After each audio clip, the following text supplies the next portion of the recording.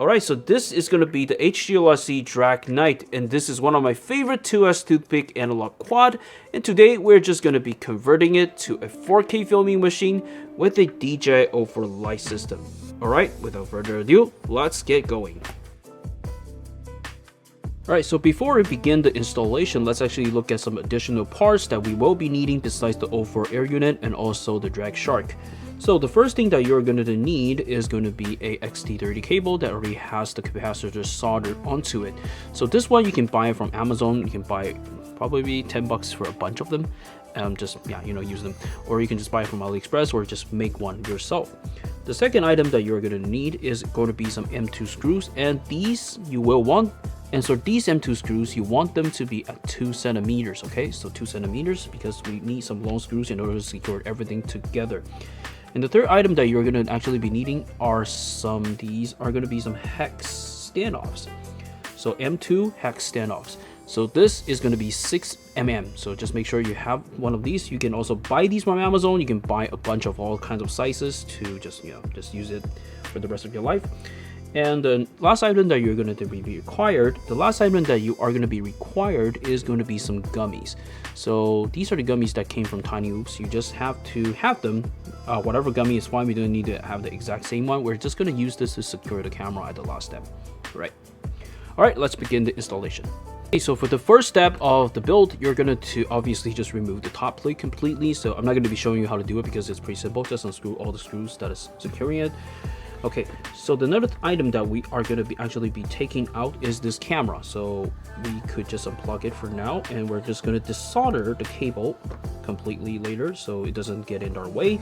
And another thing that we have to disconnect is going to be the antenna. So let's actually keep the antenna for now, because later on we're going to have to go into Betaflight. We're going to power off the VTS completely, otherwise this probably will fry. So we're just going to do that later.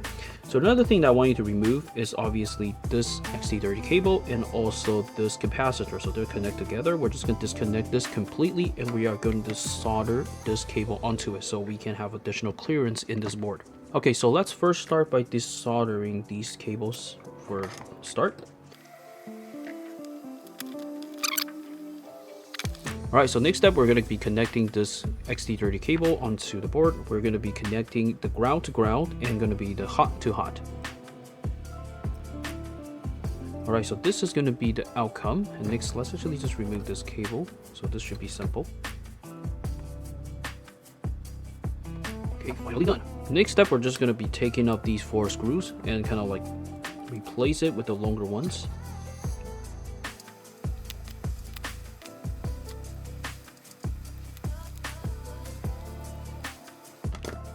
Okay, so for now, we're just going to be taking out these 2, because the rest we are going to, these are countersunks, and we're going to do that later when we actually, at the last step, we just need 2 screws to like secure it for now. So it doesn't, so when we're putting in the air unit, it doesn't move.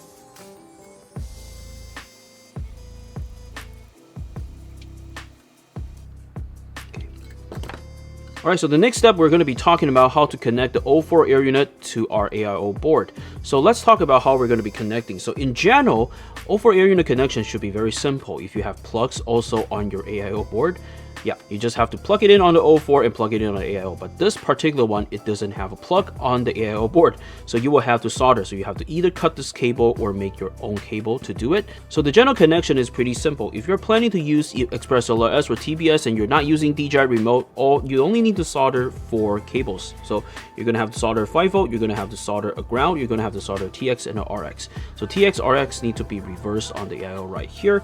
And if you're planning to use the DJI remote, there's an additional 2 cables that you need to solder, which this one is an additional ground that you have to solder onto a ground pad, and this is an S-bus cable that is basically the data wire that is going to transfer the remote signal. So this one goes to another RX pad. Okay, so for this particular AIO, there is only 2 UART that is free that you can use. Okay, so the UART2, basically TX and RX2, is already assigned to ExpressLRS, the built-in ExpressLRS receiver. So our only option is going to be using the TX1 and RX1 pad. So the soldering plan is going to go like this. So we're going to solder the 5-volt pad here. We're going to solder the ground pad here. We're going to solder the TX pad here. We're going to solder the RX pad right here. So if you're planning to use the DJI remote, you could just disable UR2 of ExpressLS and solder the ground cable here and solder the S-Bus cable right here. So you will be able to use the DJI remote. All right, so let's basically start the connection.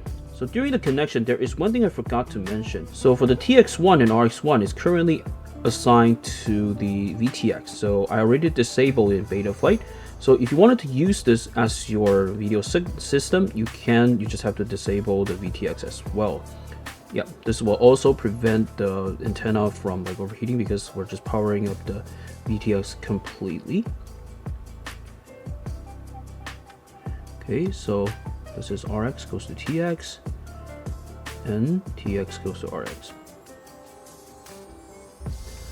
All right. Okay, so basically this is going to be how the connection is going to be done. All right, so once we're done with this cable, this should be all the soldering for this particular build. You do not need to solder any more stuff. So very good. Now let's actually just plug in the cable. Okay, we're going to power it up just to make sure it works. Okay, just always use a short savior when you're powering up something that you just connected, just to make sure that there's no short in the middle. You can see that we're powering up and this is not giving us a rest light, so very good that this is going to work. Let's power it off. Now, next up, we're actually going to be fitting this in. So for this particular build, we're actually required to flip these screws over. Okay, so we will get to connect later on the battery tray back, because right now, unless we're just connecting it directly, actually we can do that. Yeah, maybe we should do that. That might be easier. And also there are going to be two other stuffs that I'm not going to be doing in this particular video because I'm missing some of the countersunk screws. So it's in the mail right now, but later on we're just going to replace these screws to like longer screws that we can just secure it right here. But right now we're just going to be putting it just like this so we can finish the build video. But this is something that you just probably have to decide if you wanted to do it. You could just like mount two screws and kind of like flip the gummies upside down and it will just mount there. But yeah, if you wanted to avoid all the wobbles that you can, then probably it's best to replace these. Yeah, up to you.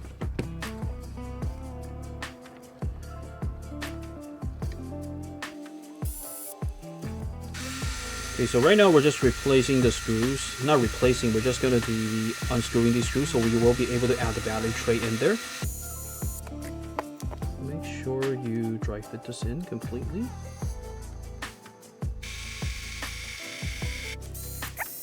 Right now we have a battery tray mounted. Now let's actually mount this O4 air unit.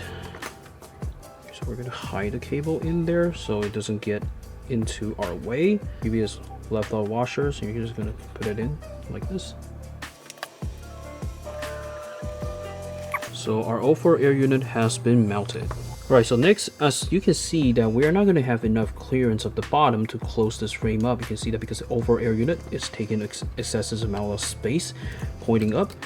So we're going to add some of the little standoffs, so you will be able to like have additional clearance. And to mount these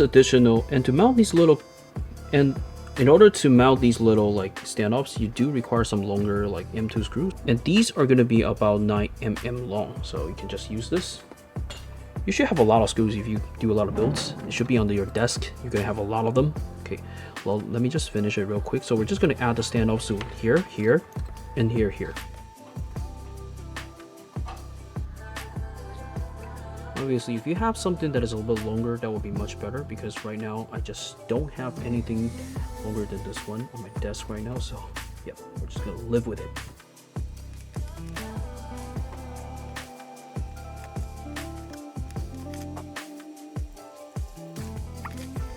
Okay, so the standoff has been mounted. Now let's actually talk about how we are going to mount this particular camera. So for this particular frame, yeah, this is not going to be designed for this. So we're just going to be using some cheap methods, because if you look at this particular frame, this is going to be perfect if you're going to fit in the O4 air unit like this. You can see that you can just kind of stuck the O4 air unit in here, and then when you're just closing it, it's going to be snapping the O4 air unit perfectly. So basically, I don't know if this is going to have a lot of vibration, but this is something that we're going to test out later. So this, obviously, this is going to be something that we're working with the current whatever we have, because not a lot of frames are designed to fit the O4 just yet. Yeah, so this is how we're going to mount it for the frame, at least. Okay, and to secure it, we're just going to be punching another screw in here. And in the middle, so you can see that this is the original mount holes. We're just going to punch the screws in here, and in the middle we're just going to add a lot of like gummies in. We're just going to add a lot of gummies in the middle so we can kind of like hold a camera right there. It just doesn't move. All right, let's do it.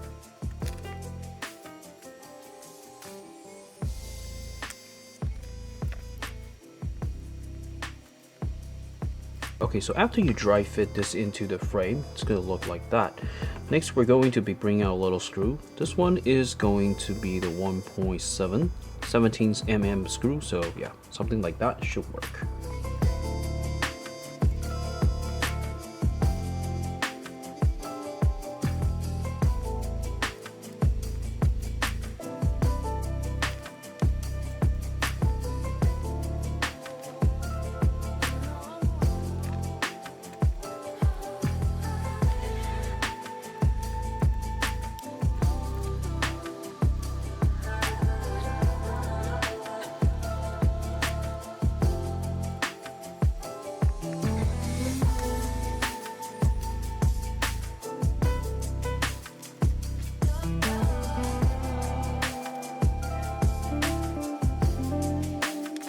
Okay, so basically this is how it's going to look like after we dry fit everything, and this is actually a little bit too big, so we're actually going to be replacing this cable to the one we removed because that one is a lot more smaller.